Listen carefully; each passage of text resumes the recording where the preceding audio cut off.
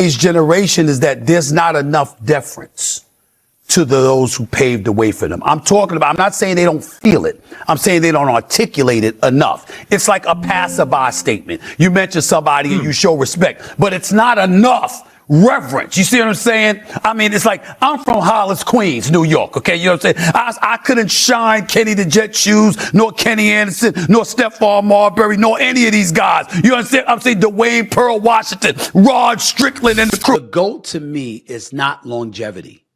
It's what you were at your best versus them at their best.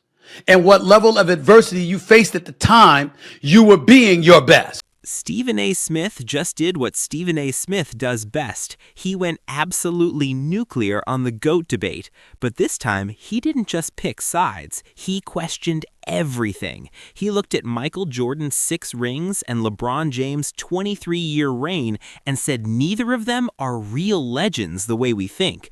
The way he defines it, the conversation itself is broken, and what he said about both icons will have you questioning everything you thought you knew about greatness. This isn't just a hot take. This is a complete demolition of basketball. I think he wanted to say to them that I think it's cowardice. I think historically unnamed sources have attacked some of our greats, and we are not responsible for what they lack in design. Frankly, they can call all their buddies, they pals, and friends from all over the world, all the unnamed sources, and they can shove it where they got it from. Whether they think they... I met LeBron because of this jersey I had on, this Warren Moon jersey. I'm flying out of Akron Canton Airport. I'm waiting at the gate, and this kid asked me about my jersey. I always like fat. Stephen A. Smith has never been one to shy away from controversy. For 2 decades, he's built a career on strong opinions, passionate delivery, and an unwavering belief that he knows basketball better than anyone. But when he sat down on his podcast recently, something shifted. Now, he's not going to tell you he's the GOAT. I'm going to tell you he is.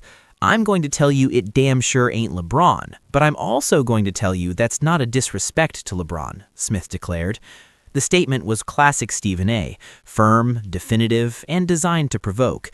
But then he went deeper.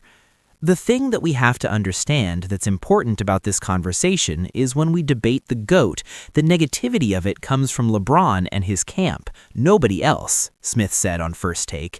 He was referring to an exchange with Rich Paul, LeBron's agent and the CEO of Clutch Sports. Smith told Paul that treating the number 2 ranking as an insult seemed unnecessary. Paul's response?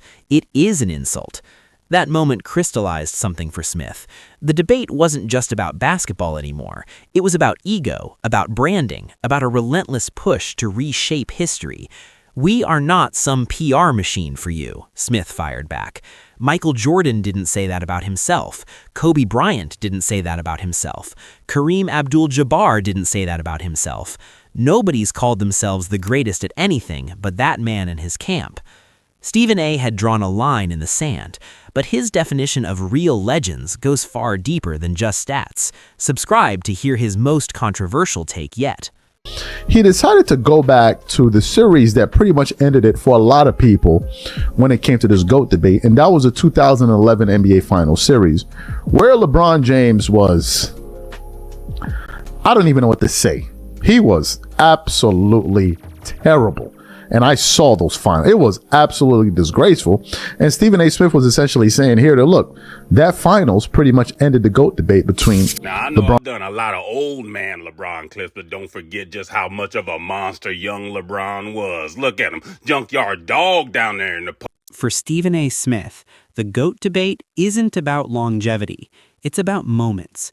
It's about what happens when the lights are brightest and the pressure is highest.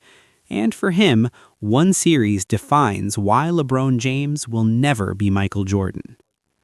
We do remember the finals against the Mavs, Smith said on the Gills Arena podcast.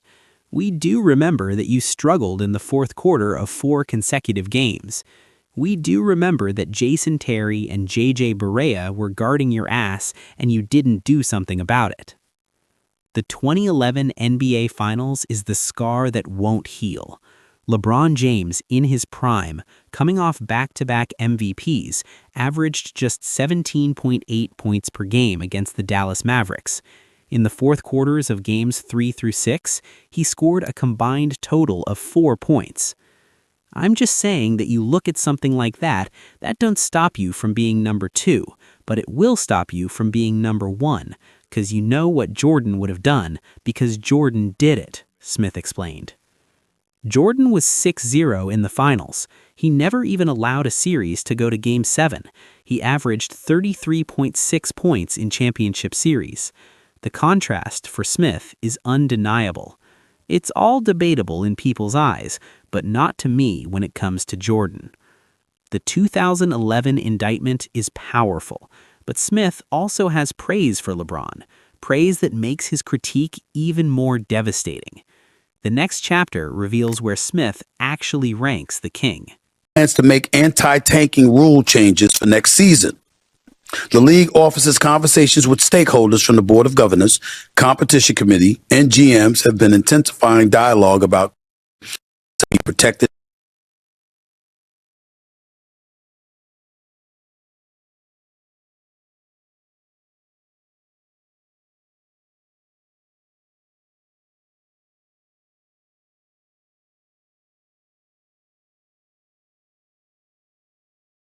Here we are. He's going to be 41. He's in his 23rd years.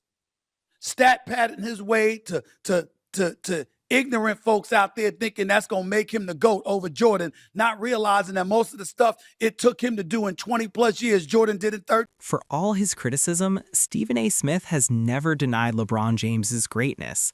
In fact, he's been remarkably consistent in placing him among the absolute elite. So we have to remember that LeBron is one of the top, Smith said. I got LeBron as number 2 all-time in the history of basketball. I got KD top 10 all-time in the history of basketball. He's that great. Number 2 all-time. That's not a small distinction.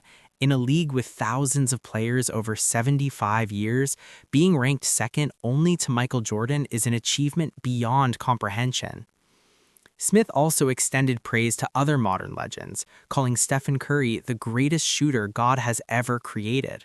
He's not anti-modern NBA, he's simply pro-Jordan. But when we say he's number 2 all-time, we're appreciating the fact that of the thousands upon thousands of players that played in the NBA since 1950, there's only one player that we look at and say definitively we think is better, and that was Michael Jordan, Smith explained. The problem, in Smith's view, isn't the ranking, it's the reaction to it.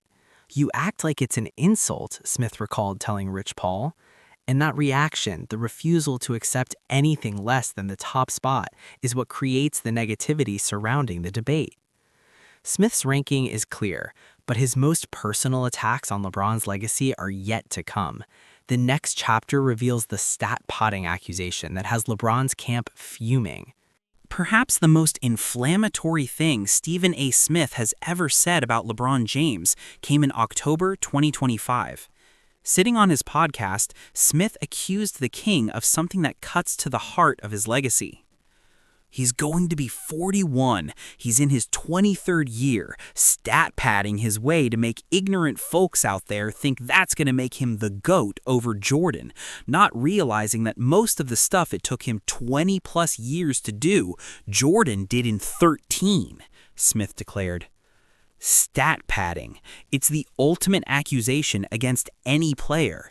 The suggestion that individual numbers matter more than winning, that longevity is being used to mask a lack of peak dominance. Smith doubled down on the accusation when asked about it months later. I'm doubling down on that, he told Lonzo Ball on the Ball in the Family podcast.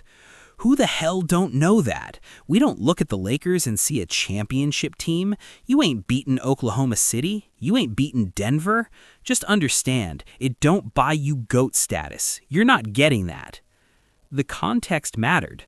The Lakers were 8-3 to start the 2025-26 season without LeBron, with Luka Doncic averaging a ridiculous 37.1 points and Austin Reeves taking a massive scoring leap. The team was winning without its superstar, a fact that fueled Smith's argument that LeBron's individual numbers weren't translating to team success. "We don't look at the Lakers and see a championship team," Smith repeated. For all his criticism of LeBron James, Stephen A. Smith has also acknowledged something that complicates his own argument. LeBron's influence extends far beyond the basketball court. "I would never put LeBron James ahead of Michael Jordan under any circumstances," Smith once said. "But I must confess, in the aftermath of George Floyd's killing and all the social justice issues that have taken place, you start thinking about what the nation needs." Smith gave LeBron the edge in social impact, acknowledging his willingness to be a voice for change in ways Jordan never was. LeBron being younger, being a part of today's generation with the advent of social media and beyond, taking into account his reach and willingness to be a face and a voice to so many issues, these are very, very pertinent in this nation right now, and throughout the world right now. It's a paradox. Smith insists Jordan is the greater basketball player, yet acknowledges LeBron is the greater cultural force. So what makes a real legend? Is it dominance on the court or impact off it? Smith's answer is clear. For him, basketball greatness is measured by what happens between the lines. The 2011 finals, the 6-0 record, the refusal to lose. Those are the markers of a real legend.